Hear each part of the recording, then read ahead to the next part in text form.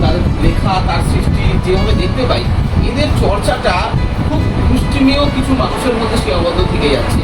আমি অতীতেও বলেছি, আজকেও আবার আমি খুব আগ্রহের সঙ্গে প্রত্যেক মানুষকে বলবো যে এই ধরনের মানুষ যারা, বিশেষ করে আজকে রবীন্দ্রনাথের জন্মদিবস বলে রবীন্দ্রনাথকেই আমি গুরুত্ব দিয়ে বলছি যে এদের জীবনী এবং বাণী নিয়ে রীতিমতো আলোচনা করার বিশেষ প্রয়োজন আছে। এবং এই আলোচনাটা যেন মানে আমরা যদি উত্তরণের পক্ষ থেকেও মানে এই আশাটা দিয়ে শুরু করছি যে আমরাও যদি কখনো আমাদের পক্ষে সেই সুযোগটা হয়, এই ধরনের মানুষদেরকে চর্চার মধ্যে নিয়ে আসা বিশেষ জরুরি। আজকে যত সময় যাবে হয়তো আরও অনেক খারাপ অনেক ঘটনা আমাদের চোখের সামনে আসবে, কিন্তু আমি যতটুকু রবীন্দ্রনাথ সম্পর্কে করতে পেরেছি বা যতটুকু বলার সুযোগ পেয়েছি, সমস্ত সমস্যার সমাধান এই মানুষটার কাছে ছিল। আমরা সেগুলোকে এখনো পর্যন্ত জানি না, এবং উনি প্রত্যেকটা পথ দেখিয়ে গেছেন যে কোন পথে সমাধান আসবে। তিনি শুধু সমস্যাটা দেখাননি, তিনি সমস্যা দেখিয়েছেন, সমস্যার সমাধানও দেখিয়েছেন। তাই আমি মনে করি রবীন্দ্রনাথের মতো একজন মানুষ, যার এখনো অনেক কিছু আমরা বাঙালিরা জানি না, তার সৃষ্টির কণামাত্র আমাদের কাছে নেই, যে তিনি যা বলে গেছেন, যেভাবে তিনি এই দেশ, এই সমাজ, এই রাষ্ট্র, জীবন সমস্ত কিছুকে দেখিয়ে গেছেন, আমরা তার কণামাত্র গ্রহণ করতে পারিনি। শুধুই একটা 25শে বৈশাখ, একটা 22শে শ্রাবণেই আমরা আটকে গেছি, তারপর আর আমরা এগোতে পারছি না। তাই আমি কোথাও মালা দেওয়ার আগেই কথাটা আপনাদের সকলের সামনে শেয়ার করছি যে যদি পারি সংঘবদ্ধভাবেই হোক, যদি না হয় ব্যক্তিগতভাবেই হোক, রবীন্দ্রনাথ সম্পর্কে আলোচনা করার বিশেষ প্রয়োজন আছে। রবীন্দ্রনাথ ঠাকুরের লেখা কবিতা প্রশ্ন।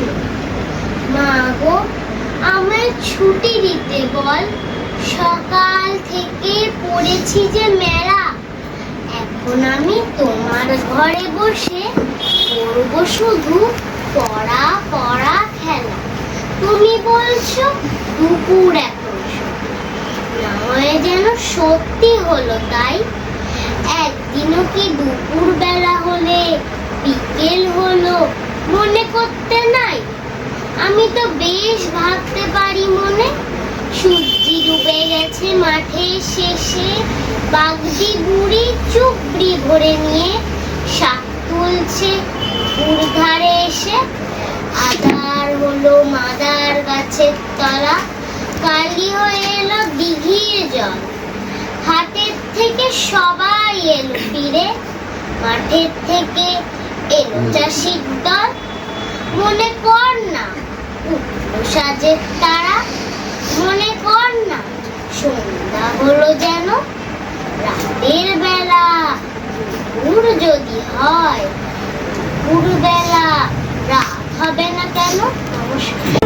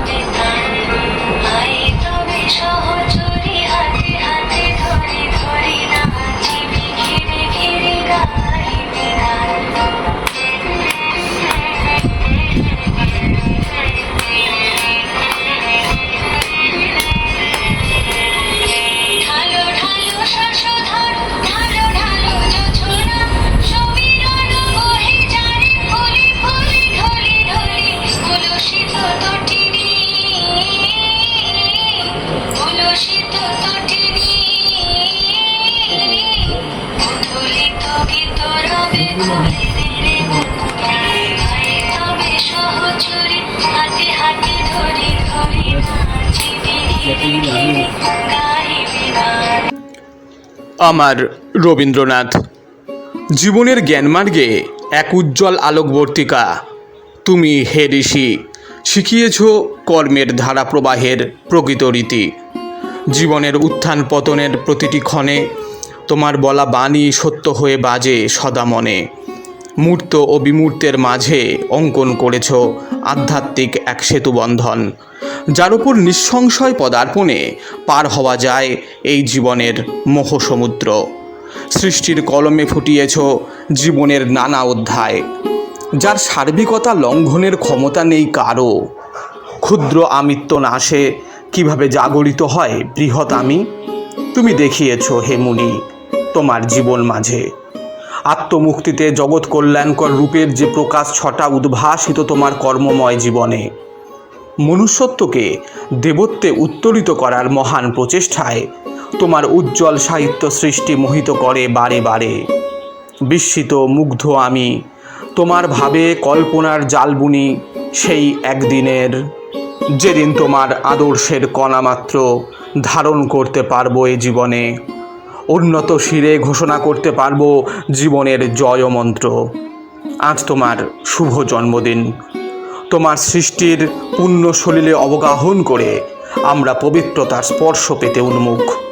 তবুও মনের প্রবল দুঃসাহসে রচিত এই কবিতায় জানাই তোমাকে আত্মশ্রদ্ধাঞ্জলি।